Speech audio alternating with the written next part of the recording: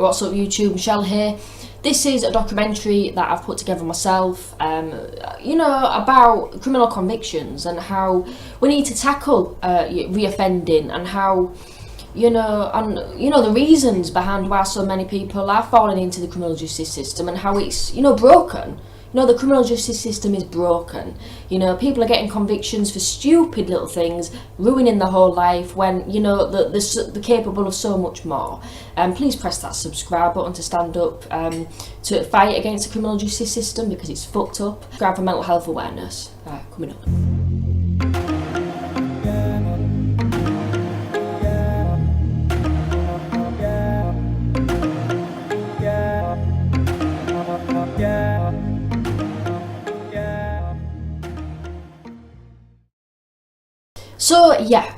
So basically this topic is really close to me because I myself have got criminal convictions, and it's like, I'll start off by saying, who do you think looks like somebody who's got a criminal record?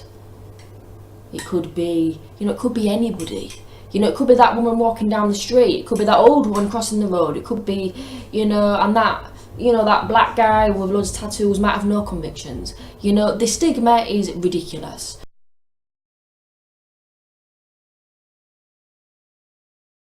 When people ask me about my criminal record and I say, yes, I've got quite a lot of convictions, they're like, oh, you don't look like somebody who's got convictions.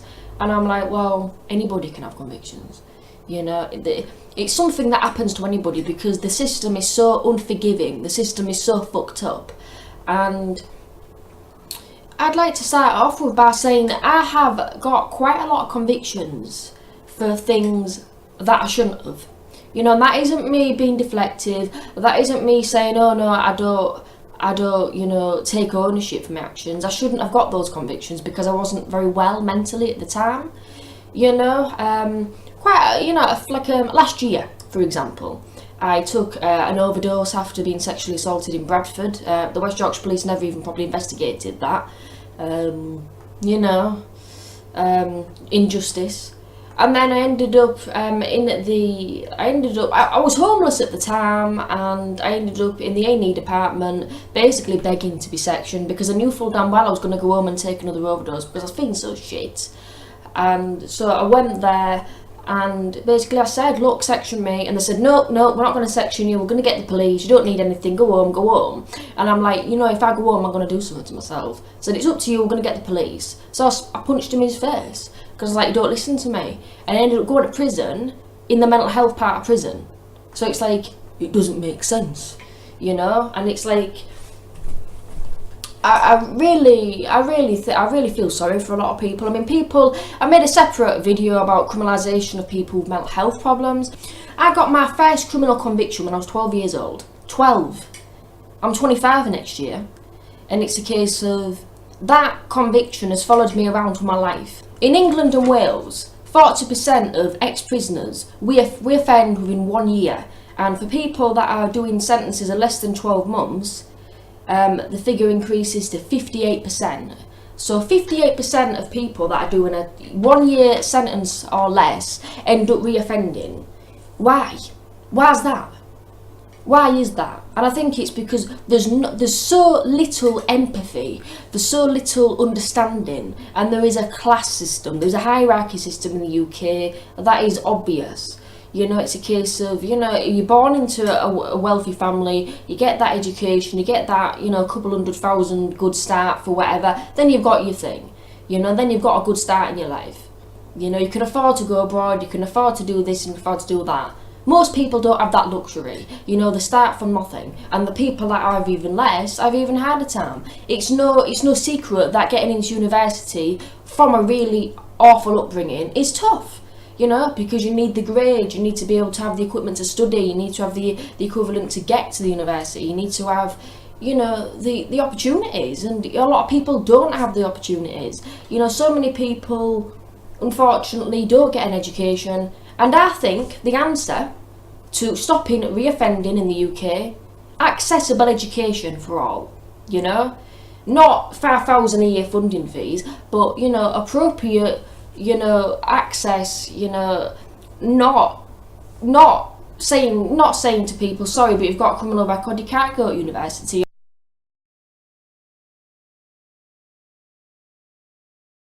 2, empathy and understanding. Sympathy. So many people are brought up with nothing. So many people can't even afford a tin of fucking baked beans every day. You know, people are struggling in the UK. That is something to really understand and show empathy and sympathy for. You know? It's not a case of, oh, just get a better job. Because, you know, I'll say this. There's so many people that have got degrees that can't even get a job due to the criminal record. People need to understand your circumstances dictate where you end up. And that's a fact. That's not me being pessimistic. That is me being factual. And it isn't just a case of, oh, you shouldn't have got a conviction. Oh, why are you going on about convictions all the time, Michelle? You know, why don't you just get over it?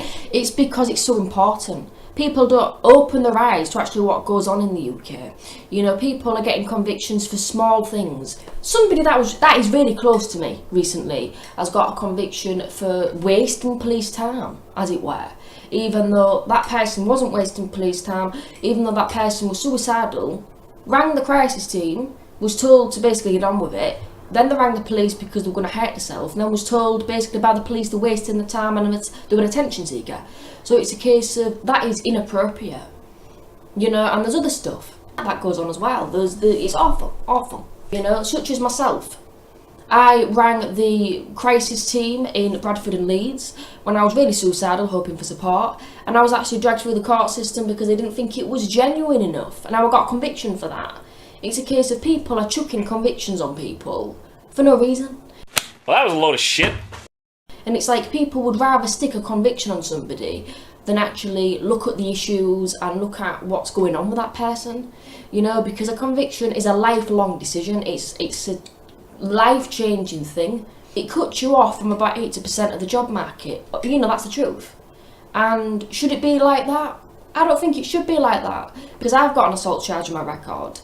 You know, like I've already discussed the reasons why. I was in an A&E department, suffering from a sexual assault. I was homeless, you know, I was scared, I was suffering from a mental breakdown. A friend had recently killed herself, and I was begging to be sectioned for a fucking respite because I was all over the place and wanting to kill myself.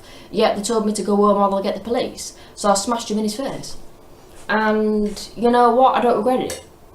Because he was awful the way he spoke to me. Yeah, I think I shouldn't have attacked it.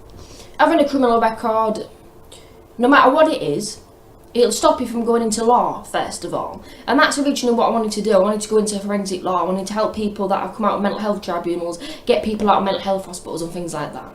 I'm never allowed to practice as a lawyer in the UK. It's been confirmed, unfortunately. So I did, instead of doing a forensic law degree, I wanted to do a teaching degree.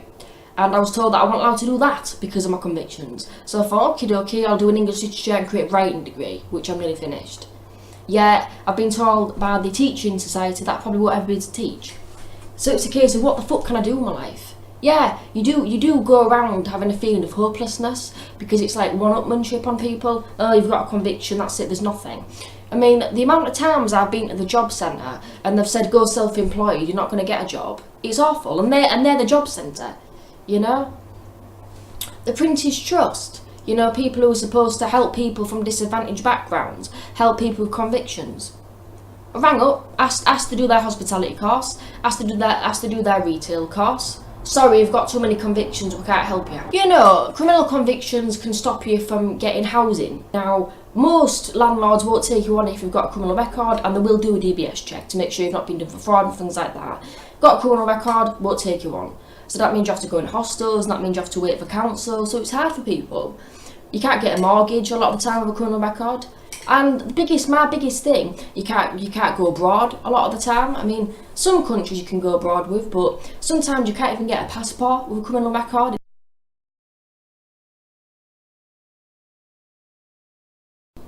I think it's sad. Because, you know, somebody could change. You know, people change. Who you were yesterday is not the same as who you are today. And it's like, we live in a very unforgiving society. We live in a society that is black and white. And life is not black and white. We are taught at school to forgive people. And we're taught at school to show kindness and compassion. Yeah, in the job market, in the criminal justice system, it is very much black and white. There's no fucking grey. We need to understand people's issues. We need to, you know, really give and take. We live in a very inflexible society. A lot of people with mental health problems are actually going guilty for convictions that they don't even want to go guilty for. I mean, I know loved ones have done this. I've done this because you can't cope with the court stress. And it's like, Jesus Christ, I can't cope with that amount of stress, get it over and done with. And it's like, you know what, that should not be the procedure. If you feel like you are not guilty, go not guilty. Yeah, I've gone guilty in the past. I don't even agree with the charge, but I've done it because it goes on and on and on and on. The procedures are wrong. You know, the procedures are wrong. Like I said, a couple of years ago, the same thing happened to me. I was actually arrested for calling the crisis team and things like that, police too often in 2015. And they basically put me in prison. Well, I wrote a long letter to the magistrate saying I'm suicidal, I've lost a friend, I'm not coping, hearing voices, things like that. And they actually said, well, the mental health facilities won't take her. She can't live on her own, she's not safe. We're going to have to remand her into custody in the mental health part of custody. So it's like, prison costs more than mental health hospital, yet you've put me in the mental health part of prison. Where's the logic? The biggest thing at the end of the day, I'd say, is poverty. And, you know, there's no quick fix to this, but I have got some ideas on how the UK government can help fix this poverty trap that we're living in. I'm actually writing a separate book on criminalisation of the mentally unwell and also criminalisation in general. It's a research book. It might not be everyone's cup of tea, but people that actually like to hear me talk about things and actually like my blogs, why don't you check out michelletherese.com, blogging on welfare reform, blogging on mental health awareness, self-help, poverty and other issues, as well as my regular poetry and books. Poverty is a big thing in the UK. Some people can't afford to live. What would you do if you were hungry, no gas and electric because you simply ran out because the meters charge, and there's a shop across the road that sells good food at cheap prices and you need something to eat? Would you sit and go hungry until your next payment 6 days time, or would you go and rob from the shop? I rob from the shop. Yeah, and I'm not afraid to say that. You know, the amount of times I've gone into Asda with an empty plastic bag and and gone in, chucked some food in, gone home and eaten it. I'll just write your details. I've got 5 little ones. I've got 2 boys, 3 girls. And if it weren't for this place helping me, I'd got no help from nowhere. Right, this is going to take a short while, yeah. Just sit down and enjoy your brew. Here at Maundy Relief we run a drop-in centre where people can get lunch. We also have some structured services, outreach, counselling, welfare advice. What we've noticed, particularly over the last year, is that there's been a rollback of what's available from statutory services. People like us and other small charities are picking up a lot of these pieces, but sometimes we have to ask ourselves, are we just propping up this system which is falling apart? Diane? Where are you? Yeah, I'm not long been home from hospital. What's going on? I thought you were bloody dead. No, I'm not dead. You look dreadful. I feel dreadful. Hi Diane, I'm Kirsty. She's a social work student. When is the eviction to take place? This week, So they put it off a week, have they? yeah, because I wasn't in hospital. Right, Diane, we've got you a house to look at, Right, but you've missed 2 viewings. no. I just want to go to sleep at the minute. Have you got some food for today? Is there anything you've got in? Doing some bread though, Teresa. Some bread? Yeah, please. All right. Take care, Diane. See you, Diane. See you tomorrow. Poverty is the main issue. People that have nothing can't get things. It is a vicious cycle. Here are the GSA weekly living amounts I'm putting. As you can see, £57.90 for under 25s is ridiculous.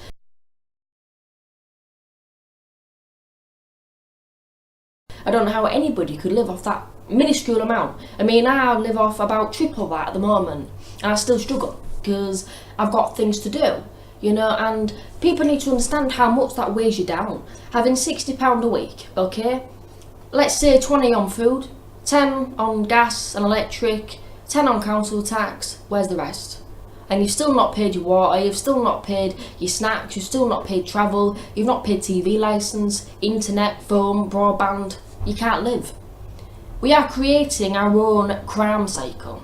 We need to be a bit more forgiving. We need to be like, why can't we give £100 a week for people on GSA so they can actually get computers, so they can actually, you know, get laptops, get computers, so they can actually look for jobs and actually dress smart for the interviews. Because who can afford a nice suit on £57.90 a week? People are feeling broken in the UK. I've got a friend that's doing a degree. She has 3 children. She works. Yeah, she thinks that she'll never be able to do a dream job, which was a counsellor, because she's been done for convictions. And the truth is, she might never be able to do that dream job of being a counsellor. Like I say, people's dreams are getting shattered at childhood. You know, I got our criminal conviction at 12. The age of criminal consent in the UK is 10. 10 years old. Do you think it's appropriate to have your child, you know, if your 10-year-old daughter or 10-year-old son did something and was dragged through the court system at 10 years old, and then for the rest of their life never got a good job because of that? Is that appropriate? Is that fair? Welcome to the UK. The thing is, I've not even mentioned, you know, the thing is, I'll quickly touch on this. I'll touch on this as well. I made a separate video about the closure of the West Yorkshire Police thing. I mean, I think it's dropped. But at the end of the day, the West Yorkshire Police were harassing me quite a lot over a couple of WhatsApp messages that I might have sent back in January. Like, I physically cannot remember what's so serious about the messages that I sent. However, it was alleged that I sent them in January. Now it's August in 2 days. It's August in 3 days. And it's like they've not arrested me, they've not done anything. They originally talked to me about it back in January and they dropped it, and now they've been hounding me ever since. And it's like, that again is broken criminal justice, because you get one answer, yeah, it's been dropped, and then 6 months later they change their mind. And it's like, how can they do that to somebody with mental health problems? The criminal justice system is too slow. The criminal justice system isn't fair, you know? People are getting sexually assaulted, such as me, twice in a year, may I add, and it just being dropped, you know, or it doesn't get investigated properly. It's bad. It really is bad. You know, and I can't say how faulty the system is. I've been in jail and I know what it's like in jail. In jail, you see people that are in there for not paying council tax. You see people in there for, you know, breaching bail by not going to an appointment. And it's like, is this prison? Is this prison? You know, we've got people in there for not paying council tax. I mean, I was in prison last time for 2 weeks, and there was this woman who spoke to me. She's a real nice woman. She's about 40. And she said, oh, I was looking after my children and I couldn't afford to pay council tax, so I didn't pay them. And I was giving the kids the money instead. Oh, fair enough. I don't think that's the world's worst crime. You know, and it's like, why would somebody like that end up in prison? Why wouldn't they think, okay, she's struggling, she's got children, okay, why don't we put her on a programme to help her with the money, or why don't we give her more money, or why don't we help her get into employment, instead of criminalising people all the time. I hate the UK. And that's the truth, I hate the UK. I'm not a proud citizen of the UK anymore. I'm not happy to say, hello, I'm English, I'm from the UK. No. As soon as I get my passport sorted out, as soon as I get my teaching allowed, you know, online tutoring allowed, I'm fucking off. I'm fucking off to a different country. And I won't look back. Because it's like, you know, the UK has become a melting pot for anger, poverty, stigma, racism, homophobia, awful stuff. One-upmanship. I'm better than you. I'm upper class and you're lower class. Stop that mentality. We all deserve equality. Fuck Katie Hopkins and all her equality is rubbish kind of shit, because we all know that she's an arsehole and she, you know, was born with a silver fucking spoon in her mouth. In prison, most prisons are working prisons, okay? So you go into prison and then you're expected to work a 9 to 5 hour week, as long as you're not on the sick or with mental health or physical disability. And that entails getting up at about 8 o'clock in the morning, having a shower, having a breakfast, and then starting work in like a workshop or like education or like drug and alcohol. And that education can look anything like drug and alcohol awareness, maths and English, psychology, anything you want to do really. And you know, the job options are like reception role, carpentry, gardening, hospitality, cooking, stuff like that. And it's a very good idea in principle, because it gets people into that routine, gets people into that structure and that mindset of, I want to earn, I want to not commit crime, I want to be focused, I want to get an education, I want to do it within the law. That is a brilliant principle, but it's not working. And you know why it's not working? Because about 58%, and I think that's high, I think there's more than that, get released from a prison. And you know what? Because they've got a criminal conviction, they can't get a job, despite working for 3 years in prison. Because that CV from prison doesn't mean shit to an employer in the community, and that's the truth. You know, you come out and you're like, well, I've just spent 3 years working 9 to 5 in prison, please employ me. Fuck that, it won't work. You know? And, you know, that's the harsh realities of it. You know, because as soon as you've got a criminal conviction, you're down there on the pile. You know, you're down there. And it's like, there needs to be more ban-at-the-box employers. You know, too many employers are like, forget it, you've got a criminal conviction. Yeah, that person spent 3 or 4 years slaving away, working hard to get qualifications in prison. You know, there's people that I've met in prisons with master's degrees. There's people that I've met in prisons with, you know, doctorates that are doing the degrees to try and better their life. We are all thugs. We are all people that go around hacking people with chainsaws. We're people from broken backgrounds, and we can only be helped to be fixed if the UK has an open mind and stops having that one-upmanship attitude. It's a shame, but that's the way to go.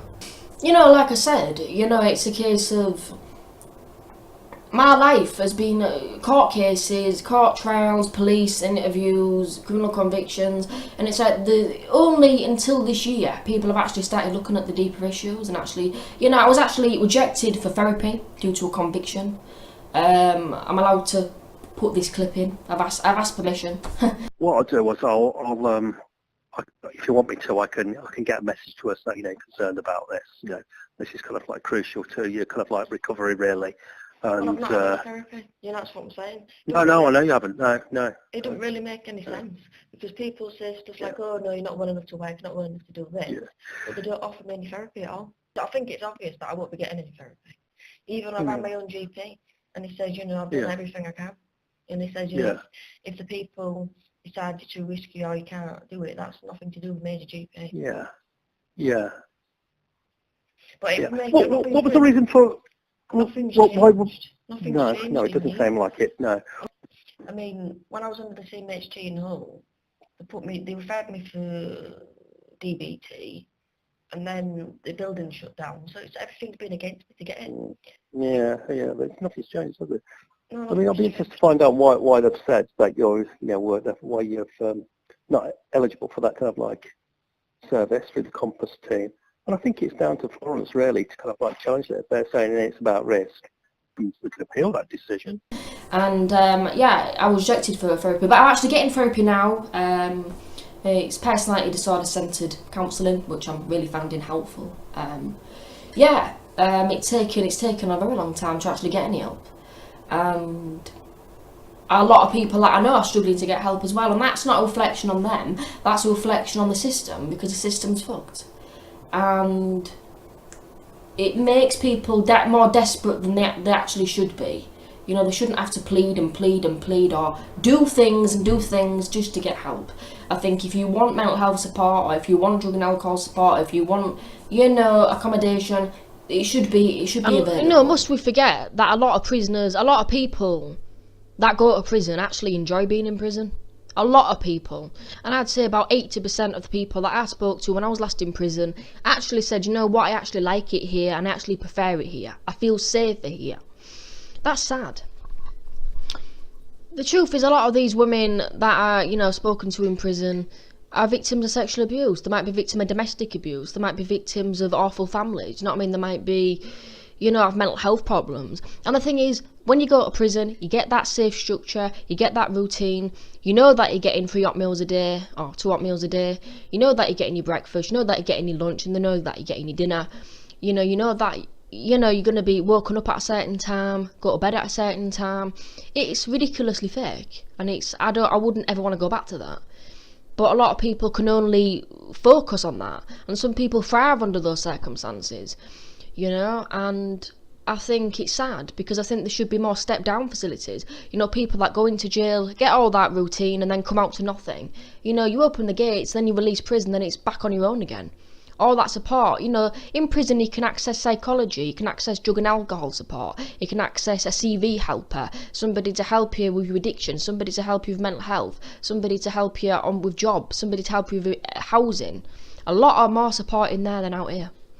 It's not much support, but they try in there, and even that's getting cut now. Everything's getting cut. And it's like, that was definitely the case for me. At times I thought, what, fuck it. I'd rather be in prison around other people similar to me than actually be sat at home with nothing. But I thought, I just turned to education, and education gave me that freedom that I can't get from anywhere else. Yeah, I mean, the system is falling apart. Like I say, what are you supposed to do when you're living in poverty? What are you supposed to do when you can't afford to feed yourself? When you can't afford to even clothe yourself? When you've got 3 children? When, your gas and electric keeps running out, and then you're sat in the dark? I know people like that. And they're not on drugs. They're not dealers. They're not thugs. They're honest people. Working in the UK is not a route out of poverty like it used to be. A lot of people that are struggling with money are working. The wage is £7.50. I forgot how much it is. I think it's £7.50. Yeah? And let's say the rent is £400.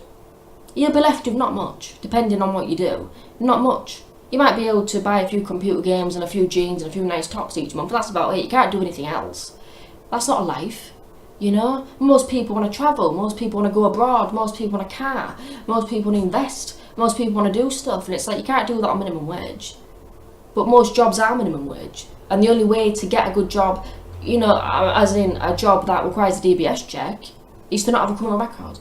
So we're back to square one again. I don't like living in the UK. Even volunteering is really, really difficult, because it's like most places now require a DBS check, even, such as working as a, befriender, working as, helping the homeless. You need a conviction, you need a criminal record check for anything. A lot of people are like, oh, just working in a shelter, just help people out like you, and that is a really good idea in principle, but the system doesn't let us, because it's a case of, I'm not allowed to volunteer for people that are similar to myself, because I'm classed as risk and they're classed as high risk and vulnerable as well. So it's like, I wouldn't be able to work with ex-offenders, I wouldn't be able to work with mentally unwell, I wouldn't be able to work with disabled people, because I'm classed as a criminal. And my last piece of advice for anybody who's got a criminal record: focus on education. Because education comes knowledge, education comes self-realisation. With education comes opening new doors, because when you're reading these education books, you might think, what? Oh, I never realised about that. I look at that, and then that could open new doors. It's the best thing that ever happened to me, and I can only say you need to.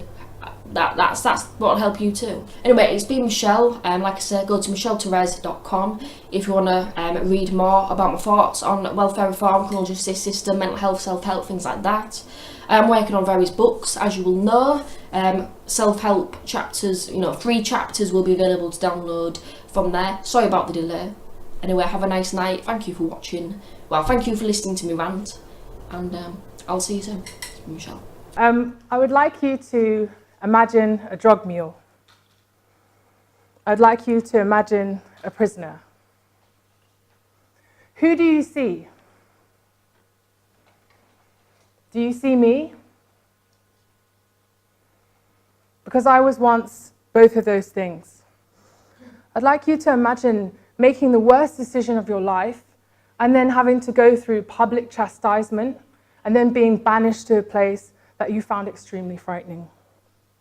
I believe that for someone to have committed a crime, they must have been broken. Something in their life has been broken, and they're in desperate need of fixing. Warehousing these broken individuals a lot of which have mental health issues as well, is only exacerbating the problem. Completely cutting them off from society, and then when they join back into society, they're stigmatized and labeled, is no way to affect sustainable rehabilitation.